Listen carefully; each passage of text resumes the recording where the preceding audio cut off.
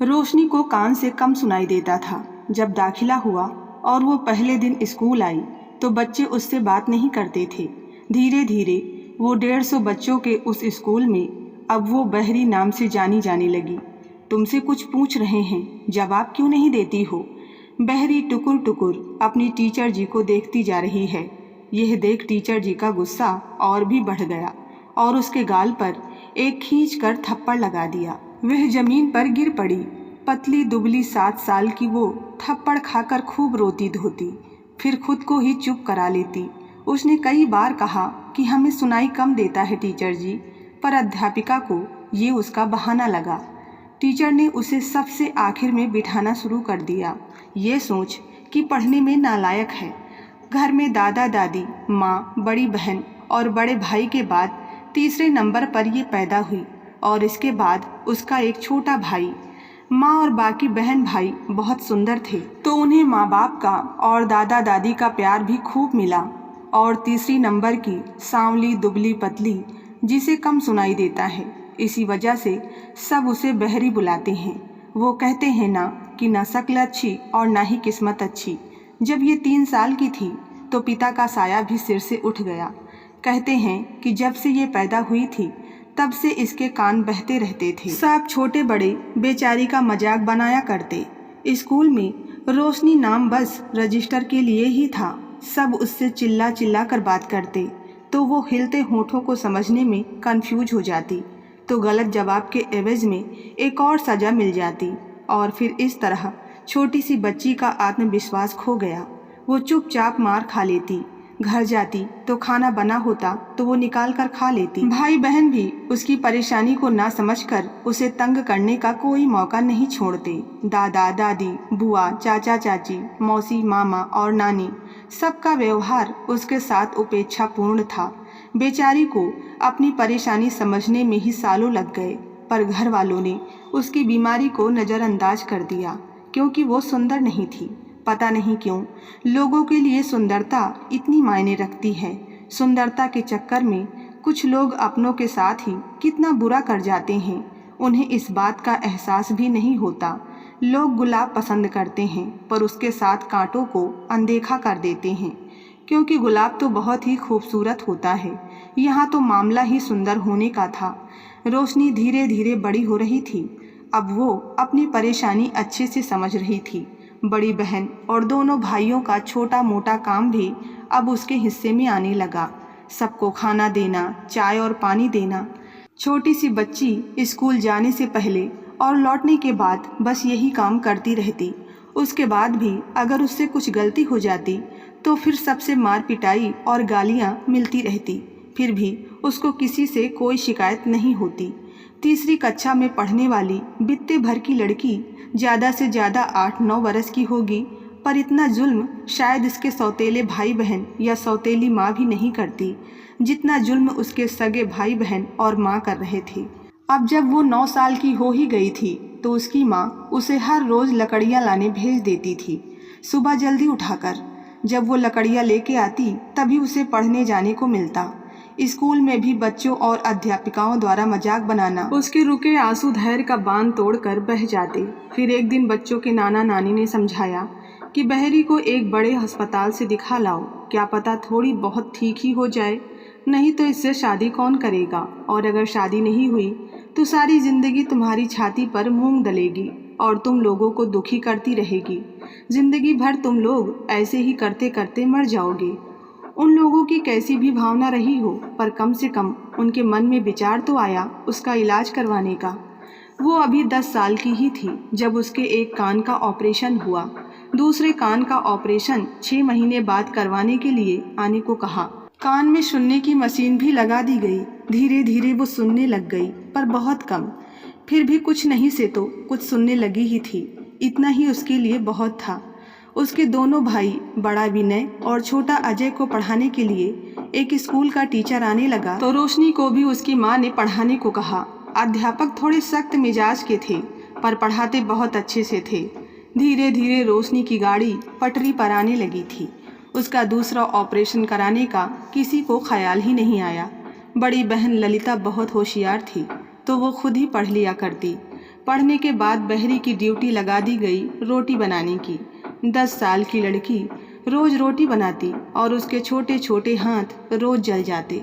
उस पर बहरी की माँ कहती, जाने कौन से पाप किए थे जो भगवान ने तेरी जैसी को मेरी बेटी बनाकर भेज दिया। मैं तो बहुत ज़्यादा परेशान हो गई हूँ तुझसे।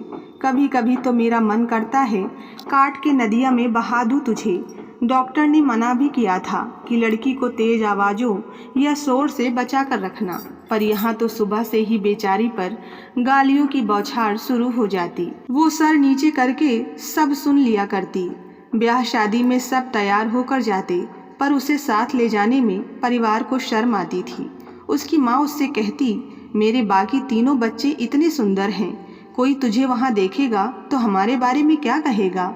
तुझे वहाँ ले जाके मुझे अपनी बेइज्जती नहीं करवानी।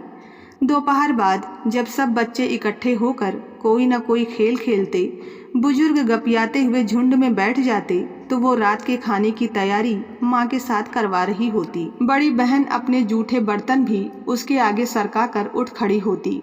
रात के बर्तन साफ करवा कर ही उसे बिस्तर मिलता, या फिर जब 1 घंटा ट्यूशन पढ़ने बैठती, बस वही आराम था उस बच्ची के लिए। रोशनी की पढ़ाई तो फिर भी ठीक चल निकली। स्कूल में हमेशा घबराई सी रहती। वो अब किसी के साथ खेलने की या बात करने की कोशिश भी नहीं करती थी, क्योंकि सबने उसका बहुत ज़्यादा मजाक बनाया। इसलिए उसने अब शांत रहना सीख लिया था। चुपचाप एक कोना पकड़कर बैठ जाती। कोई एक लड़की नहीं थी जो उससे बात करने के लिए या उसके साथ खेलने के लिए आए। सोच सोच कर उसका मन भर आता था। बस्ते को पीठ पर लटकाए नीचे देखते हुए चुपचाप स्कूल से घर और घर से स्कूल जाती।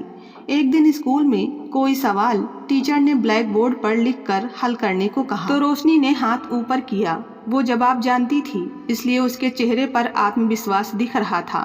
टीचर ने देखा तो उसे बुलाया और उसने सही जवाब लिखा। तब भी टीचर ने उसे नाम से नहीं बुलाकर कहा, बहरी तू तो बहुत होशियार हो गई है रे, शाबाश।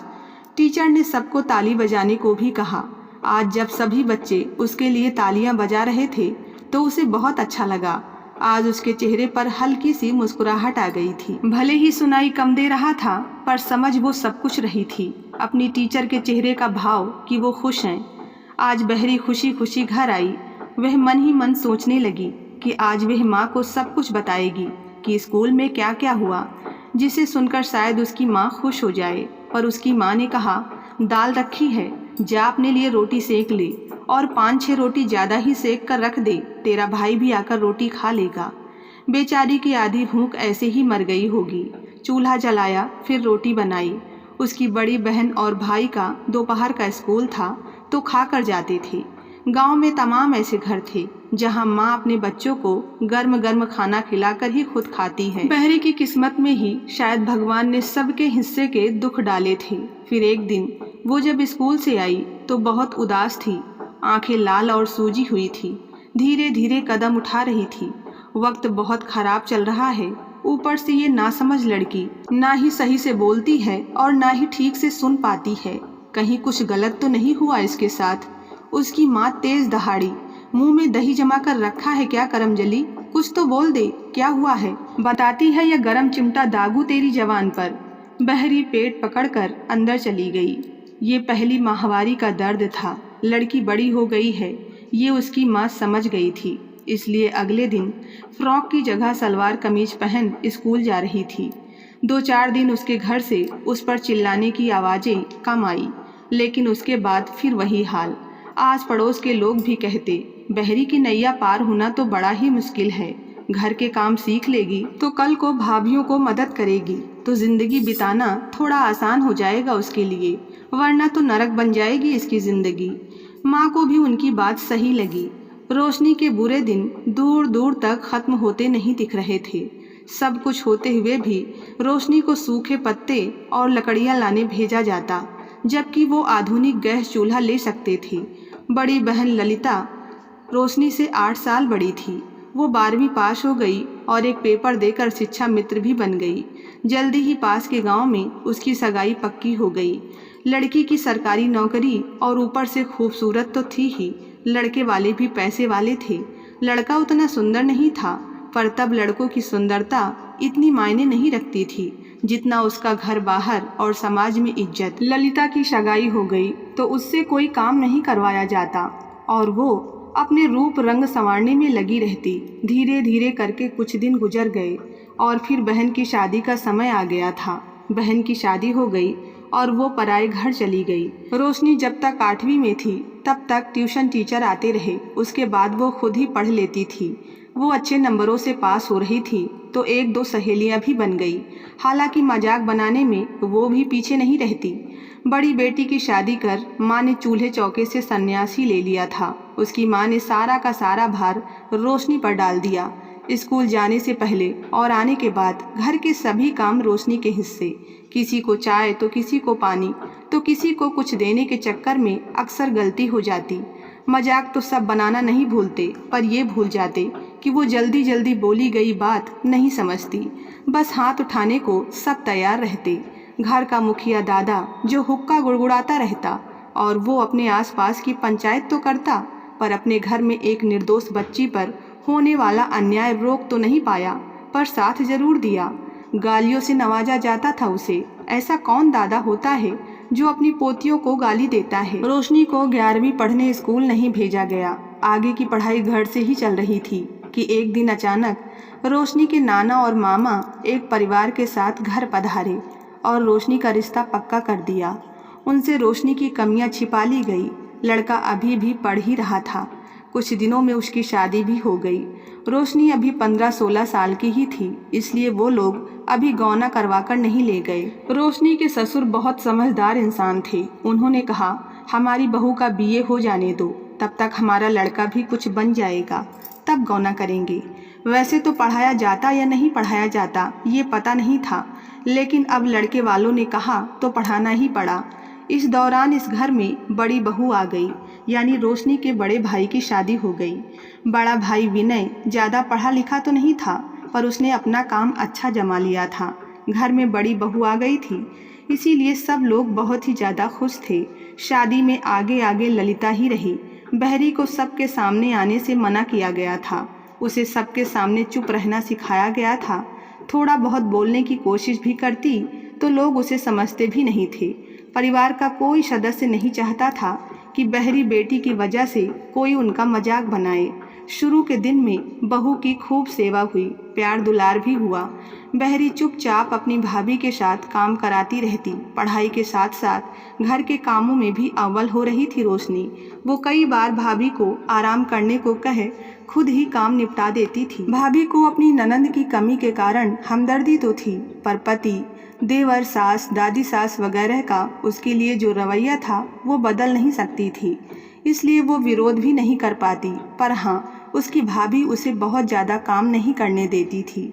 भाभी बहरी के साथ में अच्छी तो हो ही चुकी थी, इसीलिए उसकी भाभी चोरी छिपे उसको सजने संवरने का सामान दे देती थी। उसके ससुराल से भी हर त्योहार पर उसके लिए खूब सारा सामान आता, जिस पर भी उसकी बड़ी बहन अपना हक जमा लेती और कहती, ये काली बहरी क्या करेगी। बहरी की शादी हो गई थी और वो बाहर देखती थी कि जिन लड़कियों की शादी हो जाती थी वे खूब सज संवर कर स्कूल आती हैं, पर उसे ये सुख नसीब नहीं था। वो पढ़ाई में सभी बच्चों से आगे निकल गई थी। कॉलेज में उसकी सहेलियां मोबाइल पर अपने पति से बातें किया करती तो उसका भी मन हुआ कि वो भी मोबाइल पर अपने पति से बात करे। घर में भाई, भाभी, माँ, बहन और छोटे भाई के पास भी मोबाइल था तो उसने माँ से कहा कि मुझे भी मोबाइल दिला दो, तो बदले में मिली उसे मार। रोशनी की भाभी ने उसकी माँ को रोकने की कोशिश की और कहा, माँ जी, अब रोशनी को मारना छोड़ दो, उसकी शादी हो चुकी है। अगर उसके ससुराल वालों को पता चला कि आपने उनकी बहू को मारा पीटा है तो पता नहीं वह लोग क्या करेंगे। बहू, तुझे ज़्यादा अम्मा बनने की ज़रूरत नहीं है। तू चुपचाप अपने कमरे में अंदर बैठ और उन्हें कौन बताने वाला है कि यहाँ पर इसके साथ क्या हो रहा है। तुझे अगर इस घर में रहना है तो तू भी अपनी ज़ुबान बंद रखा कर, नहीं तो मुझसे बुरा कोई नहीं होगा। रोशनी की भाभी को उसकी माँ की बातें सुनकर बहुत बुरा लगा, इसलिए वो चुप हो गई। उसने चुपचाप मार और गालियाँ हमेशा की तरह खा ली। उसके ससुराल से जब भी फ़ोन आता तो रोशनी से बात नहीं कराई जाती क्योंकि उनका झूठ जो पकड़ा जाता। उसी साल उसने बीए फर्स्ट डिवीज़न में पास किया तो खुशी का माहौल बन गया। आखिर परिवार खुश हो ही गया, क्योंकि उसकी विदाई का दिन भी नज़दीक आ गया था। बहरी को बहुत डर लग रहा था, क्योंकि उसे अपनी कमी का पूर्ण एहसास था। उसके ससुराल वालों से सच छुपाया गया था। पता नहीं बहरी के साथ उसके ससुराल में कैसा सलूक होगा। दहेज में सभी जरूरी चीज़ें दी गई। विदा कराकर उसके ससुर पहले उसे अपने गांव लेकर आए। रोशनी डर के साए में ससुराल पहुंच गई। उसके ससुराल में लगभग 30 लोग थे। उसके ससुर के सब भाई मिलकर एक ही जगह रहते थे। उनके चूल्हे अलग थे, पर आंगन एक ही था। बहरी की आंखों में डर साफ दिख रहा था। सब लोग कुछ न कुछ बोलते चले जा रहे थे। रोशनी को कुछ भी समझ नहीं आ रहा था कि वो क्या करे क्या ना करे। उसके अंदर तो डर बैठा हुआ था। जब इन लोगों को उसकी सच्चाई पता चलेगी तो वह लोग उसका क्या हाल करेंगे। उसके ससुराल में उससे कुछ रस्में करवाकर कमरे में भेज दिया गया। वो चुपचाप डर से गठरी बनी बैठ गई। उसका पति आया। कुछ साल पहले तो बहुत सांवला सा था, पर अब तो रंग साफ लग रहा था। वो बहुत देर तक बोलता रहा और रोशनी उसकी बात समझ नहीं पा रही थी, इसीलिए चुपचाप सुनती रही। वो उसके बारे में, उसके शौक, पसंदीदा रंग पूछ रहा था, लेकिन वो तो सुन ही नहीं पाई। एक नया सा रिश्ता जिसकी जानकारी बड़ी बहन या भाभी को देनी चाहिए थी। किसी ने कुछ बताया समझाया नहीं तो नतीजा क्या निकलता। पति को लगा कि रोशनी ये रिश्ता बनाना नहीं चाहती, इसीलिए अगले ही दिन वो नाराज होकर शहर चला गया, वापिस अपनी नौकरी पर। शादी के 2 दिन बाद उसकी 2 शादीशुदा नंदे वापस चली गई। रोशनी को सारा दिन कोई ना कोई कुछ ना कुछ कहता रहता और वो ठीक से सुन ना पाने की वजह से चुप ही रहती। कई बड़ी बूढ़ी औरतें उससे नाराज हो गई। ससुर जी में धैर्य था। उन्होंने अपनी एक बेटी और बेटे के साथ रोशनी को शहर भेज दिया, उसके पति मोहन के पास। कुछ दिन बाद सास ससुर भी आ गए। झूठ ज़्यादा दिन नहीं चला। वो लोग रोशनी से मांगते कुछ और वो दे कुछ और आती। सास तो सास होती है, जब माँ अपनी नहीं हुई तो सास तो थी ही पराई। उसे ताने और तिरस्कार सब यहाँ भी मिलता रहा। ससुर जी अपने समधियों से नाराज थे, पर वो रोशनी को कुछ नहीं कहकर उसका दाखिला बीएड में करवा आए। रोशनी के ससुराल में सब बहुत पढ़े लिखे हैं। यह बात तो रोशनी को यहाँ आकर पता चली। मायके की मार और गालियों से तो वो निकल आई थी, पर ससुराल में मिलने वाले तानों से बच पाना संभव था, मगर ससुर जी ने उसमें आत्मविश्वास भर दिया था। वो अपनी कमी को दूर नहीं कर सकती थी, पर सबकी पसंद नापसंद जानकर सब काम समय पर करती रहती। कोई कुछ भी कहता वो हंस देती। धीरे धीरे मोहन का मन बदल रहा था। वो रोशनी की तकलीफ को समझने लगा। अब उन दोनों में बातें लिख कर होने लगी, मोबाइल पर संदेश से होने लगी, तो सब कुछ बेहतर हो रहा था। मोहन उसे बहुत बड़े डॉक्टर के पास ले गया तो डॉक्टर ने बताया कि ज़्यादा कुछ तो नहीं किया जा सकता, क्योंकि जिस कान का ऑपरेशन रह गया था वो अगर समय से होता तो सुधार संभव था।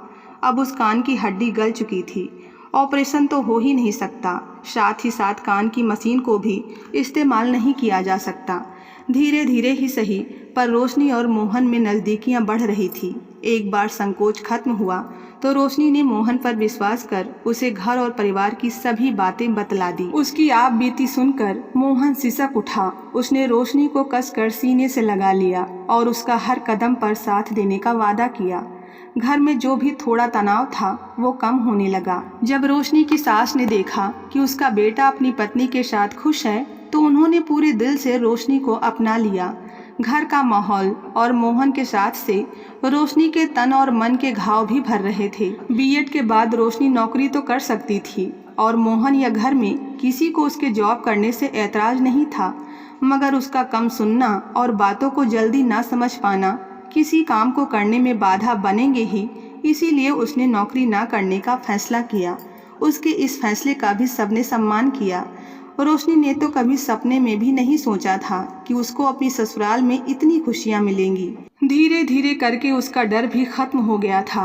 बहरी ने अपना पूरा बचपन तकलीफ से गुजरते हुए देखा था। जब वो अपने गांव वाले ससुराल जाती या फिर रिश्तेदार आते तो बातों ही बातों में उसे सुना जाते, पर रोशनी अनसुना कर उनकी खातिरदारी में लगी रहती। मोहन ग्राम विकास अधिकारी बन गया था। वो और घर के लोग कोशिश करते कि जब रोशनी से बात करें तो बहुत जल्दी जल्दी ना बोलें, जिससे वो बात को ठीक से समझ सके। घर में तेज आवाज में कोई टीवी भी नहीं चलाता और ना ही तेज आवाज में बोला जाता। सास ससुर आते जाते रहते। एक ननंद और देवर उनके पास ही रहते थे, क्योंकि दोनों ही पढ़ रहे थे। कभी कभार मोहन अपने साथ रोशनी को उसके मायके मिला लाते, पर अकेले वहाँ छोड़कर नहीं आते, क्योंकि रोशनी ने अपने मायके वालों के बारे में मोहन को सारी सच्चाई बता दी थी। मोहन रोशनी से बहुत प्यार करता था, इसलिए वह खुद ही नहीं चाहता था कि कोई उसका अपमान करे। लेकिन दामाद जी का व्यवहार उनकी बेटी के साथ अच्छा देखकर रोशनी की माँ और भाइयों का व्यवहार भी बदल रहा था। एक बार जब रोशनी को उसके छोटे भाई ने मोहन के सामने दीदी या नाम ना लेकर बहरी कह दिया, तो मोहन को बहुत गुस्सा आया और उन्होंने पूरे परिवार को खूब सुनाया, जिससे सब भूल कर भी उसे उस नाम से नहीं बुलाते थे। ललिता से अपनी छोटी बहन की जिंदगी में आया बदलाव छुपा नहीं था। एक तो पहले से ही वो उसकी शादी इतने पढ़े लिखे परिवार और शहर में होने से चिढ़ कर बैठी थी। ऊपर से भाइयों के तेवर भी बदल रहे थे। वह बस केवल ईर्ष्या में मरी जा रही थी। इधर रोशनी को पता चला कि वो माँ बनने वाली है, तो उसने घर में सबको ये खुशखबरी दी। पूरा घर रोशनी को पलकों पे बिठा कर रखता। कुछ दिन बाद उसने एक नन्ही सी परी को जन्म दिया। सुना था कि कूड़े के ढेर के भी दिन बदलते हैं, केवल धैर्य रखना चाहिए। हम तो फिर भी इंसान हैं, हमारा कल आज से बेहतर होगा। बस यही सोच हमें कभी जीवन में निराश नहीं होने देती। तो आज की कहानी में बस इतना ही। दोस्तों, आपको ये कहानी पसंद आई हो तो वीडियो को लाइक और चैनल को सब्सक्राइब करना ना भूलें। मिलते हैं नई कहानी के साथ, तब तक के लिए धन्यवाद।